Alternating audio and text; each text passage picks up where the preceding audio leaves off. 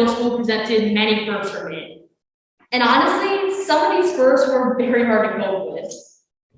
It seems to be a pretty universal idea that middle school is just a challenging time. Much of that has to do with you trying to discover yourself and where you stand.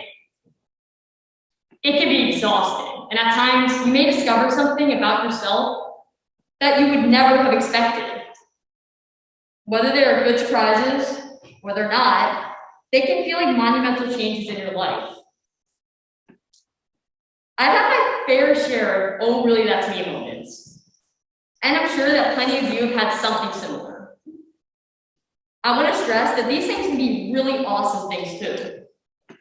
However, self-discovery comes with some turbulence.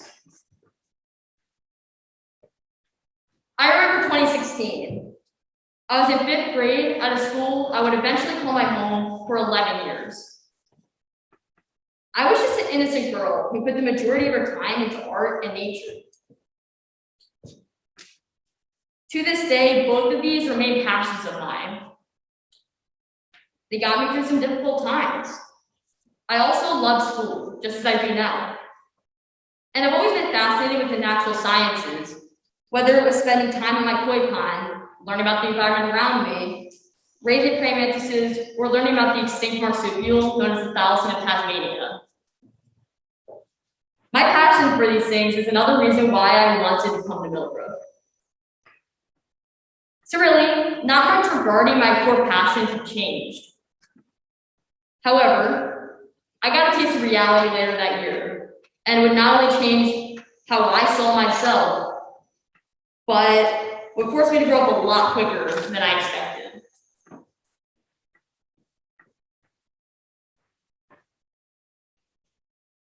In December 2016, I was completely shocked to notice that I had a patch of hair missing from my scalp.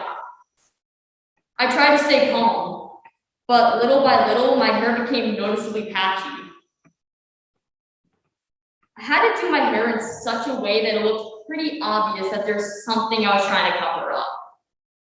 And at school, I was always on high alert, just praying that my hair looked normal. However, my bald spots proved to be something that was pretty tough to cover up. This made everything in my life tense, and I found that nothing could truly distract me from my hair.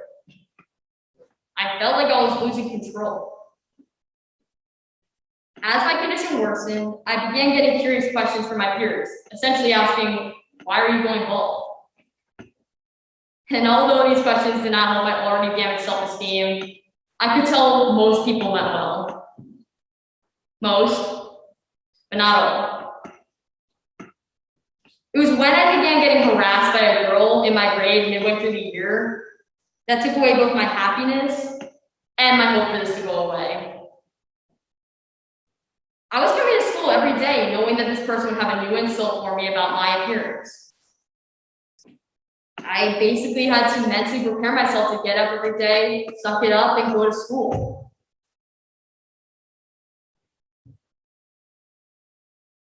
The bullying wouldn't stop, and I didn't have the confidence or the maturity yet to simply stand up for myself. Now, I remember one time in particular when everyone was walking to classes for recess, and she pulled me over. She essentially said I should invest in hair plugs to cover up the monstrosity that was my hair. Yeah, that hurt. I'm sometimes surprised I went so long without telling a soul what was going on behind closed doors. In reality, that was my biggest regret. Because the bullying wouldn't stop until I did something myself.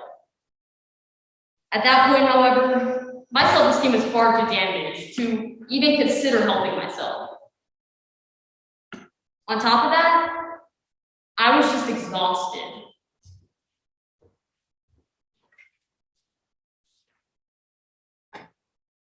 However, towards the end of my 5th grade year, I was able to regain the wheel. I spoke up. And although the bullying stopped immediately after, it still left some scars. luckily for me, I did learn that you must stand up for yourself when situations like this arise. In reality, no one deserves the kind of pain I allowed myself to be put through. Now, after being through the blender that was my 5th grade year, I entered middle school as an insecure 6th grader. Although I appeared strong and confident on the outside, I felt anything but.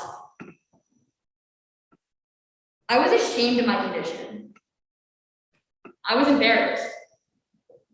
And in a way, I experienced a self-pity, which did not help my situation at all.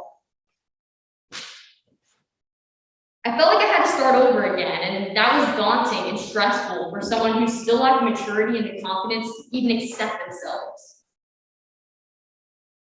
And although you may think I already discovered myself at this point in time, I really didn't. I feel as though you don't completely discover a part of you until you own it. I didn't own it.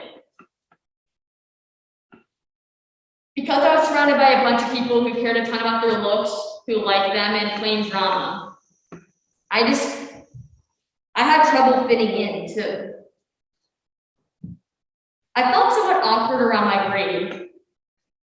It was to the point where I was talking to the teachers more than I was talking to my peers. I just couldn't relate to them. Although I did begin to seek out people who were a little bit more like me, I did it in such a way that I forced it. And let me tell you, that eventually falls apart. Come 7th grade, I was spending much of my time just doing the things that I love, such as art. I would pour my soul into creating artwork because for a while, I felt like it was the only friend I had that I could express myself to. It was my 7th grade year, however, that I learned a truly important lesson. Finally, I was beginning to see that the only person who cared so much about my personal flaws was me. It sounds harsh, but no one cares about your issues as much as you do. Everyone has their own things to deal with and their own insecurities, especially in middle school. And by 8th grade, I was beginning to let these fears and worries go. At that point, I was finally mature enough to actually live pretty much unapologetically. And with this change, I saw that people were starting to associate with me more often. I was surprised, but I couldn't have been happier. In March, right before we all had to quarantine, which has been a saga in itself, I presented a chapel to the entire school on what it truly means to belong. Like I explained in this chapel, my hair condition forced me to grow up, but it also made me a lot more resilient. If I were to tell my 7th grade self that I'd be making speeches like this, I wouldn't have even believed myself. But that goes to show that these trying times can be cherished in their own way. And believe me, learning about yourself can be absolutely terrifying, especially when you're the young, nerdy kid that I was. Well, actually, I still am. Anyways, thank you so much for your attention and your support. And my hope is that everyone's challenges will guide them to a better place like it did for me. Have a great night, Millbrook.